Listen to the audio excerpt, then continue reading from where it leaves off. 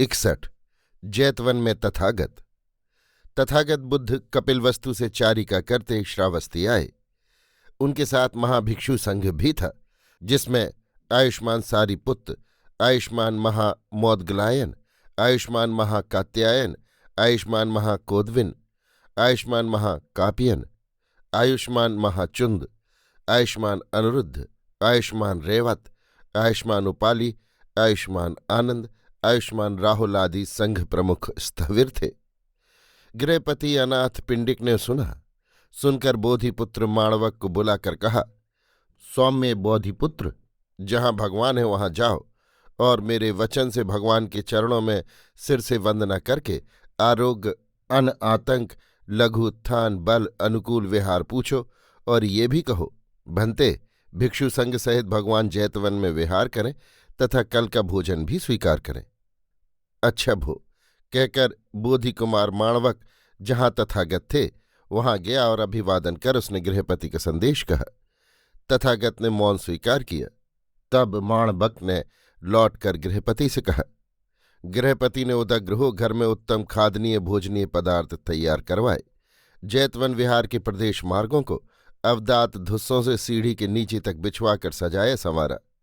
तब भगवान पूर्वाह्न समय चीवर पहन भिक्षा पात्र ले संघ सहित जैतवन के द्वार पर पहुंचे। गृहपति द्वार कोष्ठक के बाहर खड़ा तथागत की प्रतीक्षा कर रहा था। देखते ही अगवानी कर भगवान की वंदना कर ले चला। जब बुद्ध निचली सीढ़ी पर पहुंचे तो खड़े हो गए। गृहपति ने कहा, भगवान धुस्सों पर चलें, सुगत धुस्सों पर चलें, जिससे ये चिरकाल तक मेरे हित और सुख के लिए हो। परंतु तथागत चुपचाप खड़े रहे। गृहपति ने दूसरी बार फिर तीसरी बार भी कहा। तब तथागत ने आनंद की ओर देखा। आनंद ने कहा, गृहपति धुस्से समेट लो, भगवान चैल पंक्ति पर नहीं चलते। गृहपति ने धुस्सों को समेट लिया। तब तथागत बुद्ध ने आराम से प्रवेश किया और संघ सहित बिछे हुए आसनों पर बैठे। तब गृहपति ने बुद्ध संघ को अपने हाथ से उत्तम खाद्य भोज्य पदार्थों से संतर्पित किया। भगवान के हाथ हटा लेने पर एक ओर बैठकर उसने कहा, भगवान जैतवन के विषय में कैसे करूं? गृहपति जैतवन को आगत अनागत चातुर्दिक भिक्षु संघ के लिए प्रदान कर दे। अनाथ पिंडिक ने कहा, ऐसा ही हो भंते। तब महाश्रमण बुद्ध ने अनाथ पिंडिक के दान को अनुमोदित करते हुए गाथा कही। सर्दी, गर्मी और क्रूर जंतुओं से रक्षा करता है। सरीसृप, मच्छर, शिशिर, वर्षा, हवा पानी से बचाता है। आश्रय के लिए, सुख के लिए, ध्यान के लिए, विपथ्यन के लिए संघ को विहार का दान श्रेष्ठ है। रमणीय विहार बनवाकर वहां बहुश्रुतों को बसाकर उन्हें अन्न, पान, वस्त्र और शयनासन प्रसन्न चित्त से प्रदान करें। तब दर्भ मल्लपुत्र ने आकर तथागत से कहा, भंते यदि अनुमति हो तो मैं संघ के शयन आसन का प्रबंध करूं। साधु साधु, दर्भ तू संघ के शयन आसन और भोजन का प्रबंध कर। फिर उन्होंने भिक्षु संघ को एकत्रित करके कहा, भिक्षुओं, संघ दर्भ मल्लपुत्र को संघ के शयन आसन का प्रबंधक और भोजन का नियामक चुने। संघ ने दर्भ मल्लपुत्र को चुन लिया। तब मल्लपुत्र ने भिक्षुओं का एक एक स्थान पर शयन आसन प्रज्ञापित किया। जो सूत्रात्तिक थे उनका एक स्थान पर, जो विनयधर थे उनका दूसरे स्थान पर, जो धर्म कथित थे वे तीसरे स्थान पर। इसी प्रकार दर्भ मल्लपुत्र ने संपूर्ण भिक्षु संघ को प्रज्ञापित किया।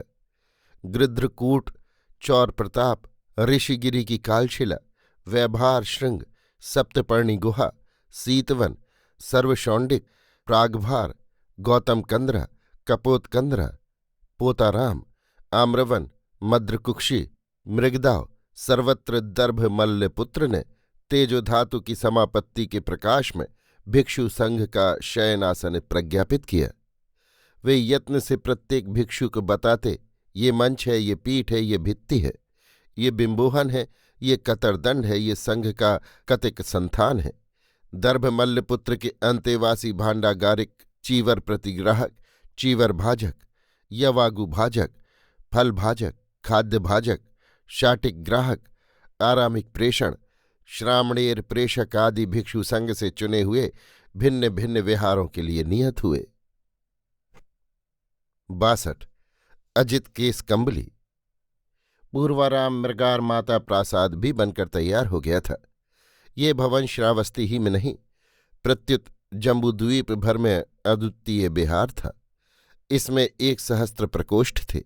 ये विहार 7 तल्ला था। सेठी मृगार की पुत्र वधू विशाखा ने इसे अपने एक हार के दाम से तैयार करा के बुद्ध को भेंट करने का निश्चय किया था, परंतु अनाथ पिंडिक के जैतवन विहार में भ्रमण गौतम ने वर्षावास स्वीकार कर लिया। इससे सेठी मृगार की इच्छा पूरी नहीं हुई। अजित केस कंबली अपने शिष्यों सहित सरयू तीर के अपने आश्रम में मृग चर्म पर बैठे थे। उनका शरीर बिल्कुल काला था, डील डौल विशाल और आंखें चमकदार थीं।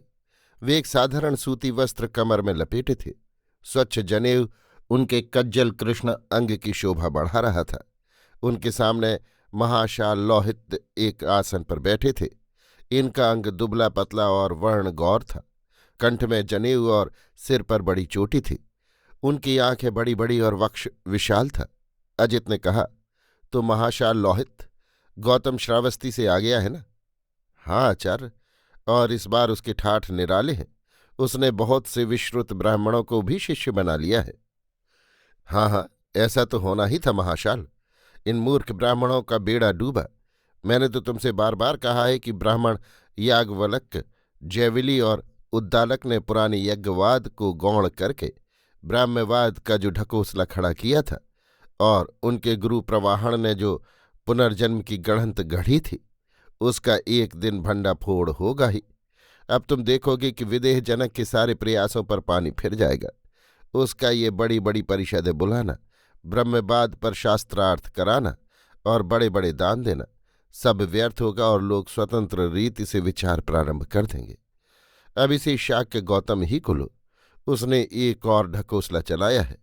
क्यों महासामंत पयासी, तुम तो उसके पिता शुद्धोदन से मिले थे। क्या कहता है वो अपने पुत्र के संबंध में? महासामंत पयासी का ताम्रवर्ण शरीर, लाल लाल आंखें और बलिष्ठ भुजदंड एवं भारी भारी गलमुच्छे बड़े प्रभावशाली थे। उन्होंने हाथ जोड़कर कहा, वो भी उसका शिष्य हो गया है आचार्य। वही नहीं, कपिलवस्तु के सारे ही शाक्य उसके शिष्य हो गए हैं। शुद्धोदन को इससे बड़ा लाभ है आचार्य। वो कोसल के प्रभुत्व का जुआ उतार फेंकना चाहता है।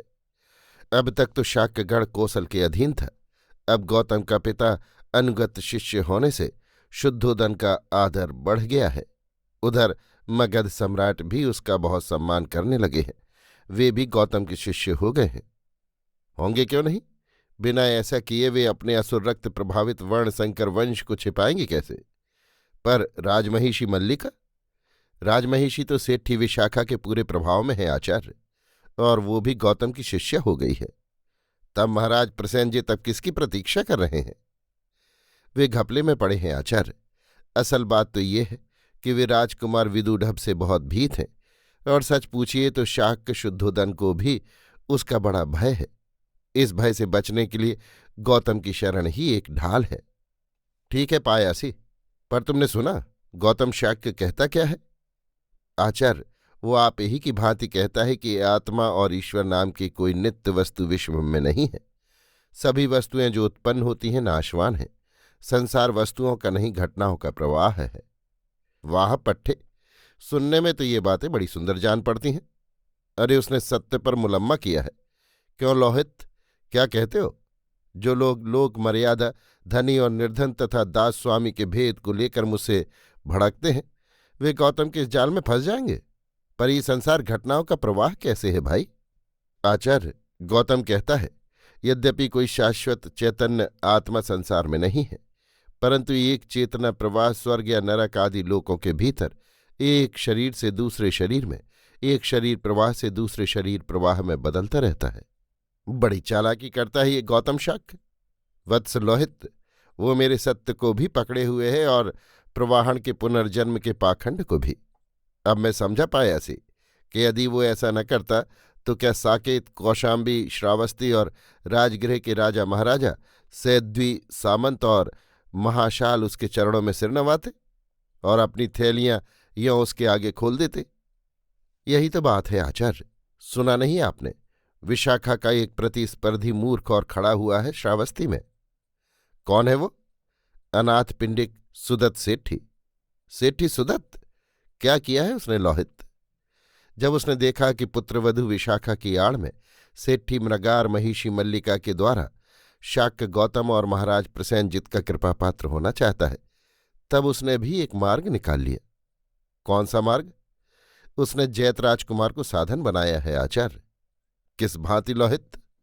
राजकुमार से उसका क्रीड़ा उद्यान जैतवन क्रय कर उसमें विहार बनवाकर उसने गौतम शाक्य को भेंट कर दिया। जैतवन भेंट कर दिया? क्या कहते हो लौहित? सत्य कहता हूं आचार्य। जैत राजकुमार ने जैतवन बेच दिया?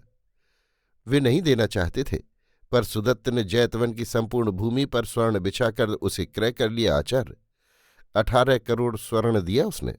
तो यों कहो जैत राजकुमार को एक भारी उत्कोच दिया गया। यही तो बात है आचार्य। उसके 3 पोत स्वर्ण द्वीप से स्वर्ण भरकर लौटे हैं। सुदत्त अनाथ पिंडी के पास स्वर्ण की क्या कमी है? अब उसकी कीर्ति घर घर गाई जा रही है।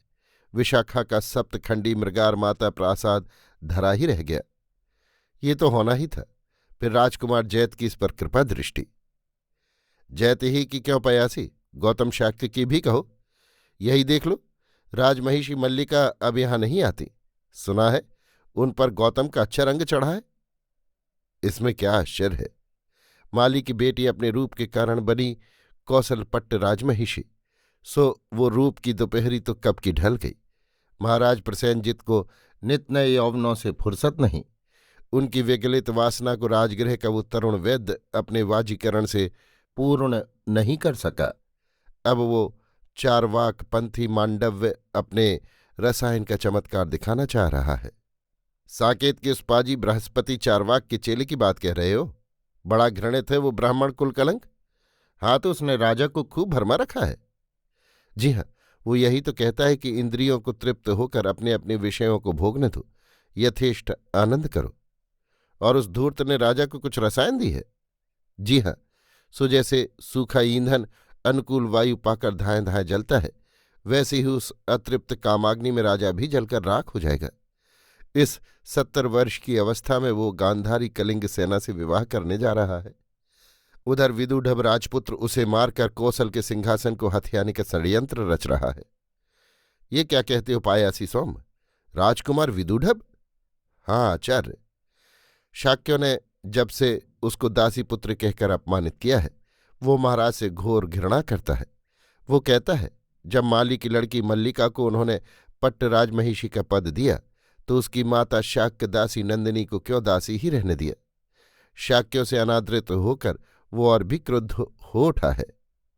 उसका ये कथन अयथार्थ तो नहीं है प्रिय, पर सत्य जानो, ये दासी पुत्र उन सभी बूढ़े कामुक राजाओं को डुबोएंगे। तो विदुढ़ तो शाक्य गौतम से भी घृणा करता होगा। उसका वश चले तो वो उसे मार ही डाले। पर उसका वो मित्र कौन? राजगृह का वो तरुण वैद्य। वो उस शाक्य गौतम का परम भक्त है। आजकल वो उसका बहुत घनिष्ठ हो रहा है। तो यह कहो कि श्रावस्ती में जहां देखो वहीं उस धूर्त शाक्य श्रमण के गुप्तचर भर रहे हैं। पर सौम्य लौहित, तुम उस मूर्ख राजकुमार विदुढ़ को मेरे पास लाओ। उसे तो हमारे ही दल में मिलना चाहिए। मैं चेष्टा करूंगा आचार्य, पर वो तरुण राजकुमार उतना मूर्ख नहीं है। वो बड़ा तेजस्वी है। तब तो और भी अच्छा है। अरे ये सभी वर्ण संकर जन आर्यों से अधिक तेजस्वी होते हैं। प्रिय, यदि वो निकट भविष्य में कौशल का सिंहासन आक्रांत करेगा तो उसे अपना निकटवर्ती रखना अच्छा है, विशेषकर इसलिए कि वो शाक्य गौतम से घृणा करता है, जिसके नाम का श्रावस्ती कौशल राजगृह वैशाली सर्वत्र ही जनपद में डंका बज रहा है। मैं उसे लाऊंगा आचार्य, वो मेरा आदर करता है। तो उससे लाभ उठाओ भाई। हाँ, राजमहिषी मल्लिका की क्या बात कर रहे थे? वे नित्य उस श्रमण गौतम के पास जाती हैं। वे जानती हैं उनका माली की पुत्री होने का लांछन वही मिटा सकता है। सेठी वधू विशाखा उनके बहुत मुंह लगी है। तो उन दोनों का भेद कराना होगा। राजमहिषी को भी हमारे ही दल में मिलना चाहिए। फिर मैं उस शाक्य शुद्धोदन को समझ लूंगा। ये तनिक कठिन होगा आचार्य। देवी मल्लिका माली की बेटी तो है, परंतु उनकी निष्ठा बहुत है और कौशल जनपद में उनका मान महाराज प्रसेनजित के ही समान है।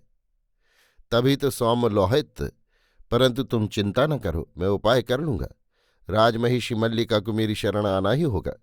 ये राजसूय समाप्त होने दो। जब तक यज्ञ समाप्त नहीं हो जाता राजा मेरी ही इच्छा के अधीन है। परंतु श्रावस्ती पर एक और भी तो पाप ग्रह है। वो कौन? श्रीमान् महावीर जिन। उसकी तपश्चर्या ही निराली है आचार्य, कुछ समझ में ही नहीं आता। सुना है वो 2-2 मास निराहार करते रहते हैं, आजीवकों की भांति नंगे रहते हैं। उनके शील और व्रत बहुत श्रावक धारण कर रहे हैं। वो भी शूद्र और ब्राह्मण में अभेद रखते हैं। राजपुत्र विदुढ़भ उन्हें बहुत मानते हैं। समझ गया। अरे लोहित, प्रसिद्धि के अनेक उपाय हैं। इस लिच्छवी निग्रंथ श्रमण को भी मैं अच्छी तरह जानता हूं। उधर शाक्यों ने, इधर लिच्छवियों ने अपने गणराज्य के विस्तार का ये धर्म का ढोंग रचा है। उनका उच्छेद सम्राट द्वारा नहीं, विदुढ़भ के द्वारा होगा।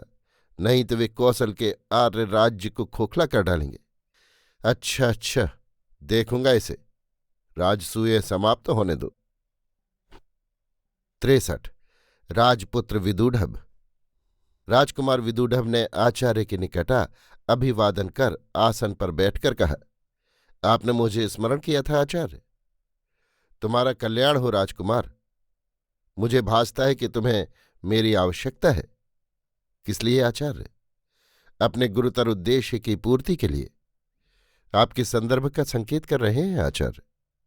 तो क्या तुम मेरा संकेत समझे नहीं कुमार? आचार्य कुछ कहें तो। अरे, श्रावस्ती में कितना अनर्थ हो रहा है आयुष्मान। कैसा अनर्थ? ये श्रीमान् गौतम क्या राजा प्रजा सभी को नष्ट कर डालेगा? ऐसी आप कैसे कल्पना करते हैं? तो तुमने नहीं सुना कि सेठ सुदत्त ने जैतवन को कुमार जैत से 18 करोड़ स्वर्ण में मोल लेकर गौतम को भेंट कर दिया? सुना है आचार्य। और विशाखा ने जो 7 खंड का पूर्वाराम मृगार माता प्रासाद बनाया है सो? वो भी जानता हूं। राजमहिषी मल्लिका नित्य वहां जाती हैं। जाती तो हैं। और ये जो श्रावस्ती, साकेत, कौशाम्बी और राजगृह के राजमुकुट और सेठियों का द्वीप द्वीपांतरों से खिंचा चला आता हुआ सुवर्ण उसके चरणों में एकत्र हो रहा है, तो आचार्य मैं क्या करूं? अरे आयुष्मान, एक दिन कौशल के अधिपति तुम होगे या ये श्रमण गौतम? किंतु मैं तो दासी पुत्र हूं आचार्य, कौशल का उत्तराधिकारी नहीं। शांतम पापम। और मैंने जो गणना की है सो? आयुष्मान, तुम ही कौशल के सिंहासन को आक्रांत करोगे एक दिन, परंतु तब तक तो जम्बूद्वीप की सारी संपदा इस गौतम के चरणों में पहुंच चुकेगी। संपूर्ण राजकोष खाली हो जाएंगे, संपूर्ण तरुण भिक्षु हो जाएंगे, संपूर्ण सेठियों और श्रेणिकों का धन उसे प्राप्त हो जाएगा। अरे पुत्र, क्या तुम नहीं देख रहे हो? ये धूर्त शाक्य पुत्र गौतम धर्म साम्राज्य की आड़ में अर्थ साम्राज्य स्थापित कर रहा है, जो तुम्हारे सामंत साम्राज्य को खोखला कर देगा। ये आप क्या कह रहे हैं आचार्य? अरे पुत्र, तुम कहाँ से बलि ग्रहण करोगे? कहाँ से सैन्य संग्रह करोगे? वाणिज्य व्यापार कैसे चलेगा? सभी तरुण तो भिक्षु हो जाएंगे, सभी संपदा तो उसी शाक्य श्रमण के चरण चूमेगी। तब तुम श्री शक्तिरोष और सैन्यहीन राजा राज्य संचालन कैसे करोगे आयुष्मान? आपके इस कथन में सार प्रतीत होता है आचार्य। इसे रोको आयुष्मान। और तुम्हारा वो मातुल कुल? शाक्य कुल कहिए भंते आचार्य, मैं उसे आमूल नष्ट करूंगा। तुम्हें करना होगा पुत्र, और ये पितृकुल भी, इसे भी मैं नष्ट करूंगा। तभी तुम कौशल के सिंहासन पर आसीन होगे। सुनो आयुष्मान, मैं तुम्हारी सहायता करूंगा। तुम्हारा कंटक मुझे ज्ञात है। वो क्या है आचार्य? बंधुल मल्ल और उसके 12 पुत्र परिजन। बंधुल के ऊपर निर्भर होकर राजा राजकाज से निश्चिंत हो गया है। बंधुल स्वयं अमात्य हो गया है और उसने अपने 12 पुत्र परिजनों को सेना और राजकोष का अधिपति बना दिया है। ये जब तक जीवित हैं तुम्हारा स्वप्न सिद्ध नहीं होगा। परंतु आचार्य, मैं समय की प्रतीक्षा कर रहा हूं। मूर्खता की बातें हैं आयुष्मान। तुम्हारा ये उद्ग्रीव यौवन प्रतीक्षा में ही विगलित जो जाएगा, फिर उसी के साथ साहस और उच्चाकांक्षाएं भी। मित्रगण निराश होकर थक जाएंगे और वे अधिक आशावान शत्रु को सेवेंगे। तुम आयुष्मान समय को खींचकर वर्तमान में ले आओ। किस प्रकार आचार्य? कहता हूं सुनो। इस बंधुल और उसके 12 पुत्र परिजनों को नष्ट कर दो आयुष्मान, और बंधुल के भागिने दीर्घकारायण को अपना अंतरंग बनाओ। इससे तुम्हारा यंत्र सफल होगा। दीर्घकारायण, बंधुल और राजा दोनों से अनादृत और वीर पुरुष हैं, परंतु ये अति कठिन है आचार्य। अति सरल आयुष्मान। वत्सराज उदयन सीमांत पर सैन्य संग्रह कर रहा है। कलिंग सेना के अपहरण से वो अति क्रुद्ध है। महाराज को भय है कि विवाह और यज्ञ में वो विघ्न डालेगा। ये मैं जानता हूं। महाराज ने उधर सेनापति कारायण को भेजा है। मैं ऐसी व्यवस्था करूंगा कि सेनापति कारायण को सफलता न मिले आयुष्मान। इससे क्या होगा आचार्य? तब तुम महाराज और बंधुल को उत्तेजित करके बंधुल के 12 पुत्र परिजनों को सीमांत पर भिजवा देना और कारायण को राजधानी में वापस बुलाकर राजा से अनादृत कराना। मैं ऐसा कर सकूंगा। बंधुल के 12 पुत्र परिजन सीमांत से जीवित नहीं लौटेंगे और बंधुल को स्वयं उस अभियान पर जाने को विवश होना पड़ेगा। बिंबिसार को पराजित करके वो गर्व तो बहुत अनुभव करता है, पर उसका सैन्य संगठन इस युद्ध में छिन्न भिन्न हो गया है आयुष्मान। उसे कौशाम्बीपति और उसके अमात्य योगंधरायण से लोहा लेने में बहुत सामर्थ्य खर्च करना पड़ेगा। किंतु बंधुल के 12 पुत्र परिजनों का निधन कैसे होगा आचार्य? वे सब भांति सुसज्जित और संगठित हैं। उनकी चिंता न करो आयुष्मान। पृथ्वी का सर्वश्रेष्ठ सामर्थ्यवान महामात्य योगंधरायण मेरा बाल मित्र है। मैं आवश्यक संदेश आज ही पायासी महासामंत को सीमांत भेज दूंगा। बंधुल के पुत्र परिजनों का वध सीमांत पहुंचने के प्रथम ही हो जाएगा। ये तो असाध्य साधन होगा भंते आचार्य। और एक बात है, पायासी कारायण के साथ साकेत को लौटेगा। मार्ग ही में वो उसे तुम पर अनुरक्त कर देगा। साकेत पहुंचने पर और महाराज से अनादृत होने पर उसे भली भांति समादृत करके मित्र बना लेना तुम्हारा काम है। इस संबंध में आप निश्चिंत रहे आचार्य। तो पुत्र, इसी यज्ञ समारोह में तुम्हारी अभिसंधि पूरी होगी। किंतु ये एक बात है। क्या? अनाथ पिंडिक सुदत्त शाक्य गौतम का जैतवन में नित्य स्वागत करता है। हाँ आचार्य, मुझे ज्ञात है। जाओ तुम भी और श्रमण से कपट संबंध स्थापित करो। आचार्य, क्या उसे मार डालना होगा?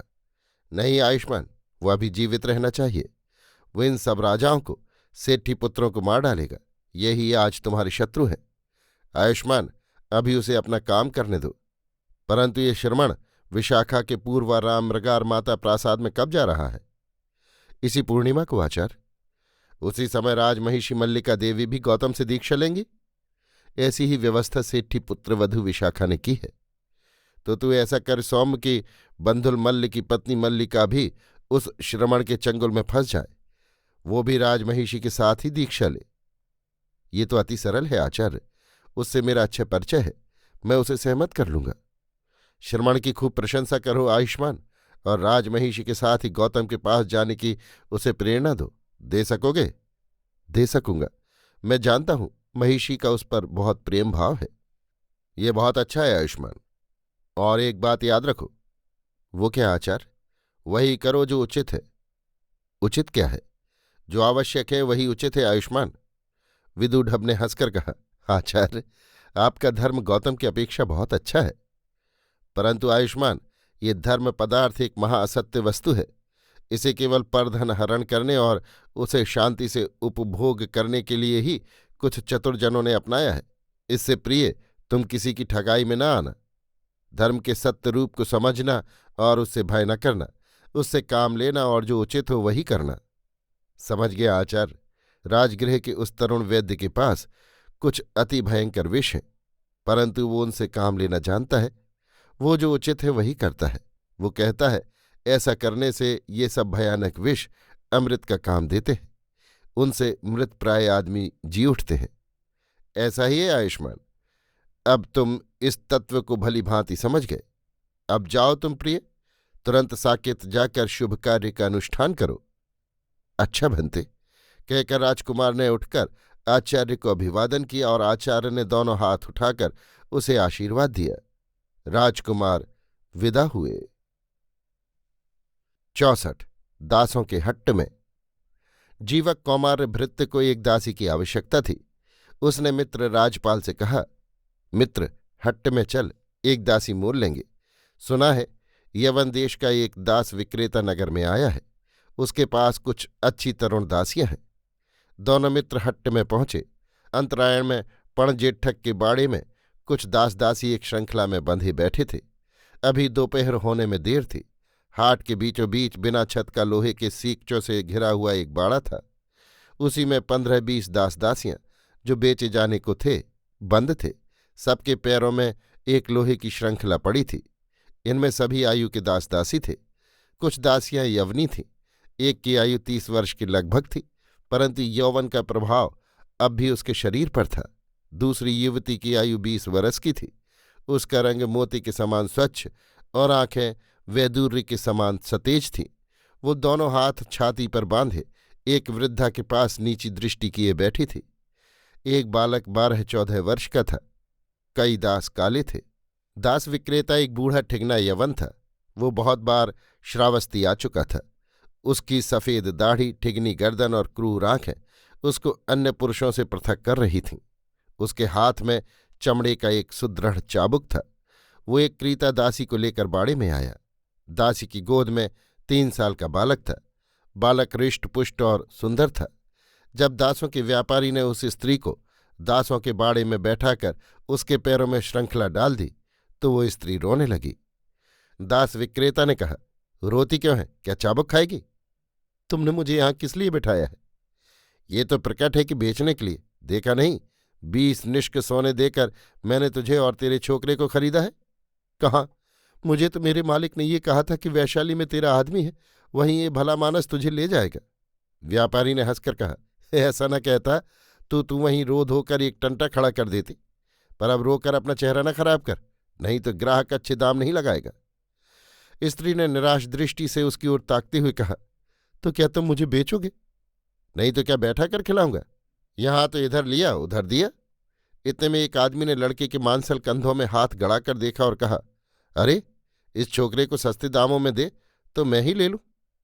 सस्ते की खूब कही। छोकरा कितना तैयार है, खरे दाम चोखा माल। पर इतना सा तो है, काम लायक बड़ा होने तक खिलाना पिलाना होगा। जानते हो, मैं 10 कारशारपण दे सकता हूं। क्या 10? अभी नहीं, और 6 महीने बाद 50 में बिकेगा। और जो मर गया तो माल से भी जाओगे। मान जाओ, 15 कारशारपण ले लो। अच्छा, 20 पर तोड़ करिए। बहुत खरा माल है, कैसा गोरा रंग है। ग्राहक कारशापण गिनने लगा तो स्त्री ने आंखों में भय और आंसू भरकर कहा, मुझे भी खरीद लीजिए भंते। व्यापारी ने हाथ का चाबुक उठाकर कहा, चल चल, ग्राहक को तंग न कर। उसने खींचकर बालक को ग्राहक के हाथ में दे दिया। बालक रोने लगा। उसकी मां मूर्छित हो गई। व्यापारी ने कहा, अब इस अवसर पर अपना माल लेकर चल दीजिए, होश में आने पर ये और टंटा खड़ा करेगी। ग्राहक से सकते हुए बालक को लेकर चला गया। थोड़ी देर में स्त्री ने होश में आकर शून्य दृष्टि से अपने चारों ओर देखा। दास विक्रेता ने पास आकर कहा, चिंता न कर, जिसने खरीदा है भला आदमी है। लड़का सुख से रहेगा और तेरा भी झंझट जाता रहा। स्त्री भावहीन आंखों से देखती रही। उसके होंठ हिले पर बोल नहीं निकला। वो सिर से पैर तक कपड़े से शरीर ढांप कर पड़ी रही। एक बूढ़े ब्राह्मण ने आकर कहा, एक दासी मुझे चाहिए। देखिए, इतनी दासियां हैं, यवनी चाहिए या दास? दास। तब ये देखिए। उसने एक तरुणी की ओर संकेत किया। वो चुपचाप अधोमुखी बैठी रही। व्यापारी ने कहा, 4 भाषा बोल सकती है आर्य, रसोई बनाना और चरण सेवा भी जानती है, अभी युवती है। ये कहकर उसने उसे खड़ा किया। युवती सकुचाती हुई उठ खड़ी हुई। ब्राह्मण ने साथ के दास से कहा, देख काक, दांत देख, सब ठीक ठाक हैं। ब्राह्मण के क्रीत दास ने मुंह में उंगली डालकर दांत देखे और निशंक वक्षस्थल में हाथ डालकर वक्ष टटोला। कमर और शरीर को जगह जगह से टटोलकर दबाकर देखा और फिर हंसकर कहा, काम लायक है मालिक, खूब मजबूत है। व्यापारी ने हंसकर कहा, मैंने पहले ही कहा था, परंतु भंते, मूल्य 40 निष्क से कम नहीं होगा। इतना बहुत है, 30 निष्क दूंगा। आप श्रोत्रिय ब्राह्मण हैं, मुझे उचित है कि आप ही को बेचूं। उसने हंसते हंसते युवती के पैर की श्रृंखला खोल दी। ब्राह्मण ने स्वर्ण गिन दिया और दास से कहा, लेखपट्ट ठीक ठीक लिखाकर दासी को ले आ। वे चले गए। काक ने सब लिखा पढ़ी कराकर दासी से कहा, चल चल, घबरा मत, हम ही तेरे मालिक हैं, भय न कर। दासी चुपचाप उसके पीछे पीछे चल दी। जीवक कौमार भृत घूर घूर कर प्रत्येक दासी को देख रहे थे। अब अवसर पाकर व्यापारी ने उनसे कहा, भंते, आपको कैसा दास चाहिए? इस छोकरे को देखिए, कैसे हाथ पैर हैं, रंग भी काला नहीं है। उसने छोकरे के पैरों से श्रृंखला खोलकर कहा, तनिक नाच तो दिखा रे। बालक ने डरते डरते खड़े होकर भद्दी तरह नाच दिखा दिया।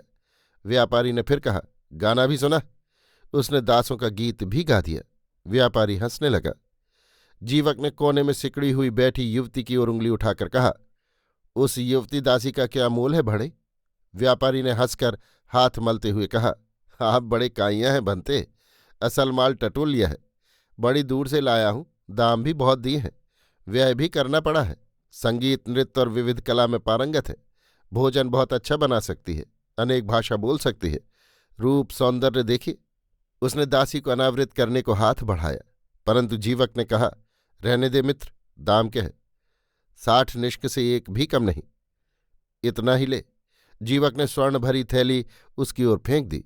व्यापारी ने प्रसन्न हुआ और दासी के निकट जाकर उसकी श्रृंखला खोलते हुए कहा, भाग्य को सराहे, ऐसा मालिक मिला। दासी ने कृतज्ञ नेत्रों से जीवक को देखा और उसके निकट आ खड़ी हुई। जीवक ने उसे अपने पीछे पीछे आने का संकेत किया तथा मित्र से बातें करता हुआ अपने आवास की ओर आया। इसी समय और भी बहुत से दास और दासियां बिकने के लिए हट्टे में आए। पणजेठक ने सब के मालिकों के नाम पट्टे देखे, शुल्क लिया और एक एक करके श्रृंखला उनके पैरों में डाल दी। इन दास दासियों में बूढ़े भी थे, जवान भी थे, अधेड़ भी थे, लड़कियां भी थीं। 70 साल की बुढ़िया से लेकर 4 वर्ष तक की लड़की थी। एक 10 वर्ष की लड़की कराह रही थी।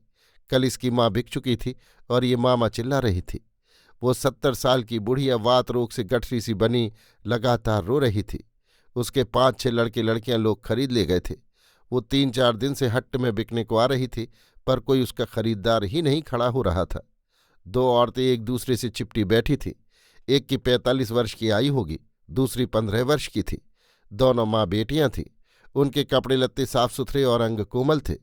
इससे प्रतीत होता है कि उन्होंने परिश्रम नहीं किया था। ये एक श्रोत्रिय ब्राह्मण के यहाँ से आई थीं। दोनों पढ़ी लिखी थीं। एक सामंत ने उन्हें ब्राह्मण को यज्ञ की दक्षिणा में दिया था। ब्राह्मण ने उनके स्वर्णाभरण उतारकर उन्हें बेचने को हट्टे में भेज दिया। दासों को देखने और उनका क्रय विक्रय करने वालों की हट्टे में बड़ी भीड़ हो रही थी। उसी भीड़ में एक और सोम चुपचाप खड़े तीव्र दृष्टि से एक एक करके दासों को देख रहे थे। उनका चेहरा पीला पड़ गया था और उस पर श्री नहीं रह गई थी। इतने ही में किसी ने पीछे से उनके कंधे पर हाथ रखा। सोम ने पीछे फिरकर देखा, कुंडनी थी। कुंडनी ने संकेत से उन्हें एक ओर ले जाकर कहा, बड़ी बात हुई जो तुम्हें देख पाई। मैं तुम्हारे लिए बहुत चिंतित थी, परंतु राजनंदिनी की खटपट में मैं तुम्हारे लिए कुछ न कर सकी। तुम क्या सीधे श्रावस्ती से अभी चले आ रहे हो? हाँ, मुझे अशक्तावस्था में राह में अटकना पड़ा, परंतु मैं मार्ग भर तुम्हें खोजता आया हूं। मुझे या चंपा की राजनंदिनी को? कुंडनी सोम पर कटाक्ष करके हंस दी। सोम भी हंस पड़ा। उसने कहा, राजकुमारी हैं कहाँ? वो इसी दस्सी एवं दास विक्रेता के फंदे में फंस गई थी। तुम रक्षा नहीं कर सकी कुंडनी? सोम ने सूखे कंठ से कहा, नहीं, मैंने उस समय उन्हें छोड़कर पलायन करना ही ठीक समझा। अरे तो ये दुष्ट क्या उन्हें दासी की भांति बेचेगा? सोम ने क्रोध से रंथने फुलाकर खड्ग पर हाथ रखा और एक पग आगे बढ़ाया। कुंडनी ने उनका हाथ पकड़ लिया। कहा, बेवकूफ़ी मत करो, ये तो उन्हें बेच भी चुका। बेच चुका? कहाँ? अंतःपुर में। अंतःपुर का कंचुकी मेरे सामने स्वर्ण देकर उन्हें महालय में ले गया। और तुम ये सब देखती रही कुंडनी? सोम की वाणी कठोर हुई। दूसरा उपाय न था, परंतु अंतःपुर की सब बातें मुझे विदित हैं। कौन बातें? गांधार कन्या कलिंग सेना का महाराज प्रसेनजित से विवाह होगा। उस अवसर पर पट्टराज महिषी मल्लिका नियमानुसार उन्हें एक दासी भेंट करेंगी। इस काम के लिए बहुत दासियां इकट्ठी की गई थीं। उनमें कंचुकी भांडायन ने चंपा की राजकुमारी को ही चुना। वो उन्हें मुंह मांगे मूल्य पर क्रय कर ले गया और राजमहिषी मल्लिका ने उन्हीं को विवाह के उपलक्ष्य में महाराज को भेंट करने का निर्णय किया है। परंतु ये अत्यंत भयानक है कुंडनी, ये कदापि न होने पाएगा। तुम इस संबंध में कुछ न करोगी? क्यों नहीं, हमें राजनंदिनी को बचाना होगा, परंतु क्या तुम साहस करोगे? यदि प्रसेनजित को अपने सेनापति बंधुल पर अभिमान है तो कुंडनी में अकेला ही कौशल का गर्व भंग करूंगा, मगध पराजय का पूरा बदला लूंगा। तुम अकेले ये कर सकोगे? अकेला नहीं, ये खड्ग भी तो है। खड्ग पर यदि तुम्हें इतना विश्वास है तो दूसरी बात है, परंतु तुम यहां मुझसे कुछ आशा मत रखना। तो तुम राजनंदिनी पर इतनी निर्दय हो? तब इन्हें इस विपत्ति में डालने को लाई क्यों थी? मैंने उनका विपत्ति से उद्धार किया था। तो अब भी उद्धार करो। कर सकती हूं, पर तुम्हारी योजना पर नहीं, अपनी योजना पर। वो क्या है? कहती हूं, पहले ये कहो कि तुम साहस कर सकते हो। मेरा ये खड्ग तुम देखती नहीं? फिर खड्ग? अरे भाई, खड्ग का यहां काम नहीं है। तब कौशल का है। क्या असुरपुरी का वही मृत्यु चुंबन? नहीं नहीं सोम, ये असुरपुरी नहीं, कौशल महाराज्य की राजधानी श्रावस्ती है। जानते हो, यदि यहां ये पता लग जाए कि हम मागध हैं तो चर होने के संदेह में हमें शूली चढ़ना होगा। तो फिर कहो भी, तुम्हारी योजना क्या है? हम मागध हैं, पराजित मागध। मैं अस्वीकार करता हूं। व्यर्थ है, ये कहो कि साहस कर सकोगे। अच्छा, करूंगा। कहो क्या करना होगा? कुंडनी हंस दी। हाँ ठीक है, इसी भांति मेरे अनुगत रहो। सोम को भी हंसना पड़ा। उसने कहा, तो अनुगृहीत भी करो। वही तो कर रही हूं। क्या करना होगा कहो? तुम्हें मेरे साथ अंतःपुर में प्रवेश करना होगा। कैसे? स्त्री वेश में। अरे ये कैसे होगा? चुपचाप मेरी योजना पर विश्वास करो। वस्त्र मैं जुटा दूंगी। कहो कर सकोगे? सोम ने हंसकर कहा, तुम्हारे लिए ये भी सही कुंडनी। मेरे लिए नहीं भाई, राजनंदिनी के लिए। ऐसा ही सही। अच्छा, आप चलो मेरे साथ। कहाँ? जहां आर्य अमात्य हैं। अमात्य क्या यहां हैं? और सम्राट? वे राजगृह पहुंच गए हैं। उनके पास अभी चलना होगा? अभी नहीं, अब तो स्नान, भोजन और विश्राम करना होगा, फिर रात्रि होने पर। चलो फिर। दोनों जने टेढ़ी मेढ़ी गलियों को पार करते चले गए। 65 युग्म युग पुरुष। नगर के बाहर एक यक्ष निकेतन था। निकेतन बहुत पुराना था। उसमें विराटकाय यक्ष की प्रतिमा थी। निकेतन का अधिकांश पृथ्वी गर्भ में था और उसमें प्रवेश एक गुफा द्वार से होता था। यक्ष प्रतिमा काले पत्थर की थी, जो उस अंधकारपूर्ण निकेतन में प्रभावशाली प्रतीत होती थी। नगर के इस प्रांत भाग में लोगों का आना जाना बहुत कम होता था। कभी कभी लोग यक्ष पूजन के लिए आते और दीप जलाकर गुहा गर्भ में प्रवेश करते थे। साधारणतया ये प्रसिद्ध था कि यक्ष के प्रकोप से मनुष्य का मस्तक कट गिरता है। इसी से इस यक्ष निकेतन के प्रति लोगों में बड़ी भीत थी। रात्रि को इधर भूल कर भी कोई नहीं आता था। कुंडनी सोम को टेढ़े मेढ़े मार्गों से होकर यक्ष निकेतन में ले आई। उसने दृढ़ता से सोम का हाथ पकड़कर उस अंधकारपूर्ण भयावनी गुहा में प्रवेश किया। सोम टटोल टटोल कर उसके पीछे पीछे चलने लगा। गुहा के बिल्कुल अंत में यक्ष प्रतिमा की पीठ पर ढांस न लगाए दीपक के क्षीण प्रकाश में आर्यवर्षकार गंभीर मुद्रा में बैठे ताड़पत्र पर कुछ लेख लिखने में व्यस्त थे। कुंडनी और सोम ने निकट जाकर अभिवादन किया। आर्यवर्षकार ने सिर उठाकर देखा, फिर संकेत से बैठने को कहे अपना लेख पूरा किया। लेख पूरा करके उस पर उन्होंने गीली मिट्टी की अपनी मुद्रिका से मुहर लगा दी। फिर सोमप्रभ की ओर देखकर कहा, आयुष्मान सोम, हम लोगों के आने के प्रथम ही सम्राट की सेना पराजित हो गई। सुन चुका हूं आर्य, सोम ने धीरे से कहा। अभी भगवत्पाद वादरायण का संदेश मुझे मिला है। सम्राट अब राजगृह पहुंच गए होंगे। मेरा उधर तुरंत पहुंचना आवश्यक है, क्योंकि राजगृह पर चंड महासेन ने अभियान किया है और मथुरा का अवंतिवर्मन भी उनसे मिलने आ रहा है। किंतु मैं निमित्त से रुका हूं। समय क्या है? एक दंड रात्रि व्यतीत हुई है। तो आयुष्मान सोम, ये पत्र तुम यत्न से रखो और सेनापति उदाई को ढूंढ ढांढ कर उन्हें दे दो। वो बिखरी हुई मागध सैन्य का संगठन कर रहे हैं। तुम उन्हें सहायता दो। अत्यंत गोपनीय भाव से सेना संगठित करो और अवसर पाते ही यज्ञ विध्वंस कर दो। क्या कौशलपति के प्रति आर्य कोई विशेष आदेश देंगे? नहीं, परंतु यथा समय तुम करणीय करो। राजकुमार विदुडभ, उसके जीवन की रक्षा होनी चाहिए, किंतु पिता पुत्र के विवाद से तुम लाभान्वित हो सकते हो। जैसी आज्ञा आर्य। पुत्री कुंडनी, तुझे अंतःपुर का सब महत्वपूर्ण समाचार सुविदित होना चाहिए। तुम लोग नगर में छद्म वेश में रह सकते हो। हाँ, मल्लबंधुल को नष्ट कर दो। जो आज्ञा आर्य। और एक बात, उपाली कुंभकार हमारा मित्र है, भूलना नहीं। नहीं आर्य नहीं। तो जाओ, अब तुम्हारा कल्याण हो। दोनों ने अभिवादन कर प्रस्थान किया। वर्षकार फिर कुछ लिखने लगे। इतने ही में पद शब्द सुनकर उन्होंने खड्ग उठाया और खड़े हुए। किसी ने मृदु मंद स्वर से कहा, वहां कौन है? यदि वयस्क योगंधरायण है तो वर्षकार स्वागत करता है। स्वस्ति मित्र स्वस्ति। दोनों ने अपने अपने स्थान से आगे बढ़कर परस्पर आलिंगन किया। उस अंधकारपूर्ण गुफा में विश्व के दो अप्रतिम राजनीतिज्ञ एकत्र थे। योगंधरायण ने कहा, मगध सम्राट की पराजय का दायित्व मुझ पर ही है मित्र। मैं जानता हूं, परंतु मैं आपको दोष नहीं दे सकता। सुनकर सुखी हुआ। कौशाम्बीपति ने केवल कलिंग सेना के कारण अभियान किया था, किंतु सुश्री कलिंग सेना ने प्रियदर्शी महाराज उदयन को छोड़कर विगलित यौवन प्रसेन को कैसे स्वीकार किया? मेरे ही कौशल से मित्र। तो क्या वो नहीं जानती कि प्रसेनजीत बूढ़े हैं? क्यों नहीं? तो फिर महाराज उदयन ने उसका त्याग किया? नहीं, मैंने ही ये विवाह नहीं होने दिया। क्यों मित्र? कौशाम्बी की कल्याण कामना से। तो क्या वयस योगंधरायण ये समझते हैं कि गांधर राज की मैत्री इतनी हीन है? उससे तो संपूर्ण उत्तर कुरु तक महाराज उदयन का प्रभाव हो जाता। वो तो है ही मित्र। कौशाम्बीपति ने जब से देवासुर संग्राम में क्रियात्मक भाग लिया है, तब से देवराज इंद्र उन्हें परम मित्र मानता है। सुनकर सुखी हुआ। किंतु कलिंग सेना के विवाह में क्या राजनीतिक बाधा थी? मैं अवंती नरेश महाराज चंड महासेन को क्रुद्ध नहीं करना चाहता था। आप तो जानते ही हैं कि कन्याहरण के बाद वे बड़ी कठिनाई से प्रसन्न हुए थे, और मालव मित्रता की कौशाम्बी राज्य को बड़ी आवश्यकता है मित्र। किंतु कदाचित कौशाम्बी के महामात्य योगंधरायण मगध सम्राट की प्रसन्नता की उतनी चिंता नहीं करते। क्यों नहीं? मगध के महामहिम अमात्य वर्षकार भली भांति जानते हैं कि मागध मित्रता की प्राप्ति के लिए ही मैंने युक्तिपूर्वक देवी वासवदत्ता को छल से मृतक घोषित करके मगध नंदिनी पद्मावती का विवाह कौशाम्बीपति से कराया था।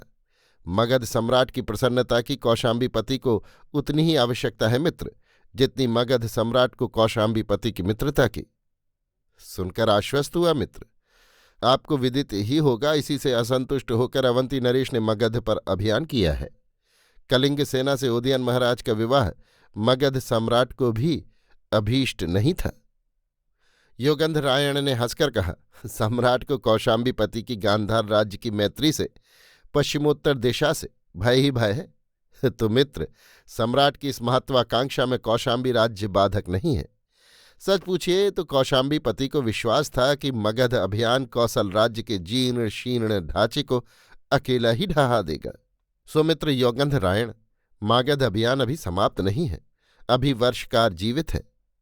वयस्क वर्षकार का प्रबल प्रताप मुझे विदित है। मुझे सुख है कि मुझे और कौशाम्बीपति को उसकी और मगध सम्राट की मित्रता प्राप्त है। मगध सम्राट सदैव कौशाम्बीपति को मित्र समझते हैं। महाराज ये सुनकर सुखी होंगे। तो मित्र अब स्वस्ति। स्वस्ति मित्र स्वस्ति। आर्य योगंधरायण चले गए और उसके कुछ ही देर बाद आर्य वर्षकार गुहा द्वार से निकले। बाहर आकर उन्होंने कुछ संकेत किया। एक चर ने आकर उनके कान में धीरे धीरे कुछ कहा। आर्य वर्षकार ने नेत्रों से संकेत प्रकट कर कहा, अब तुम अपने कार्य में लगो सौम्य। मेरा अश्व तैयार है? जी हाँ आर्य। ठीक है। वे उत्तरीय से शरीर को अच्छी तरह लपेट एक ओर को चल दिए।